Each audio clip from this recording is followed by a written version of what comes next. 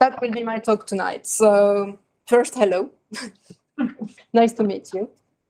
So I want to talk to you about short stories. So this will be short. My journey into test parallelization. So for the past year, maybe 6 months, I've been trying to put in place parallelization in our test suite in the product I'm working on. And it's been very interesting. It works mostly, except for the, odd flaky test here and there, mostly there. But we'll see. So I want to present to you tonight 2 things I learned or came across that I think are worth keeping in mind or knowing. The first one is, oh, that's me. Yes, sorry, I put my name, forgot about that. Hi again. So the first thing is to do with the paper trail gem. It's a gem that tracks changes to your models for doing auditing and things like that. If we go very quickly about it, you install the gem, you add a versions table, you add this helper into your model, and it works, basically. That's so it's very simple. If you stick to it, it works. So you have your audits, you can see stuff in your versions table, you test it, your test suite passed, it's wonderful, up until the day you start wanting to do a bit more. And what we wanted to do is find something from the controller info in Papertrail, which is the source. And if the source is admin, then the version source is admin. If not, it's it doesn't really matter. That's what we wanted to do. And it looked okay on the PR. And I said, yes, let's go. And then test starts failing when run parallel. I'm like, what? No, this can't be it. So basically the value was wrong in the test. So it should have been it was admin, it was mixed up. So I was like, no, this can be. Very puzzled me. So I looked into the code base of Papertrail. I looked at what controller info is, and it's just a store for the controller info. So I was like, yes, cool, very cool.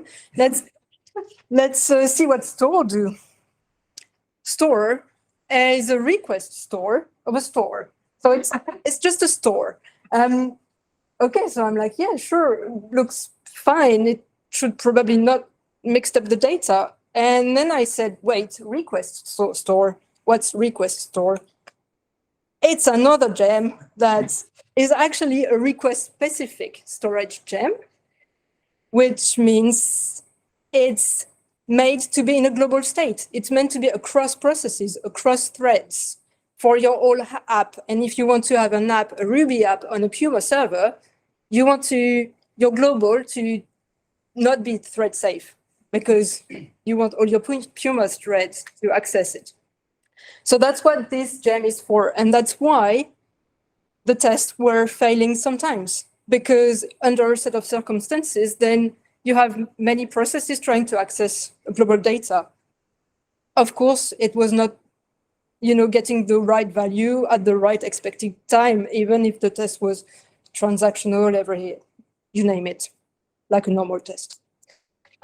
So what I did is very simple. I just reset the controller info at the beginning of the test. But it works. I mean, sometimes you don't have to go very far. So that's my very first discovery. The second one is more recent. It's about parallelizing a legacy multi-database setup. So a few years ago, we needed a different database because we want to share some data across all our products. And we set it up the way it was done a few years ago with different database configuration files. Except when you start parallelizing this, it can be a little bit surprising. So that's Flipper, yes, because it all started with a Flipper flag failure, of course. The Flipper tables are stored in this external database, not in the main database from the app that's used or that's set up into database.yaml. So we have one main, one external. Flipper lives in the external one. And we started having deadlocks. I don't like deadlocks. They should not happen. And when you have a test with the deadlock, it's really, I don't know. I was really pissed. And so I looked at it. I was like, wait, if you know how tests kind of work, you know, you have your transaction, it should not happen. It should not happen because Rails, when you have different processes, so you're running your test parallel, the first process has his own database, the second has his own, and the third has his own. So basically, it's all separated. So you should never have deadlock. If you start one test and go through it, it's gonna to never deadlock. So what that pointed towards was like, the database is shared. Something is wrong with Rails. I was like, no, something is not wrong with Rails. Come on. So yeah, that's the exact bit of the test that was failing. That's what I was explaining. I was going quicker than my slides, actually.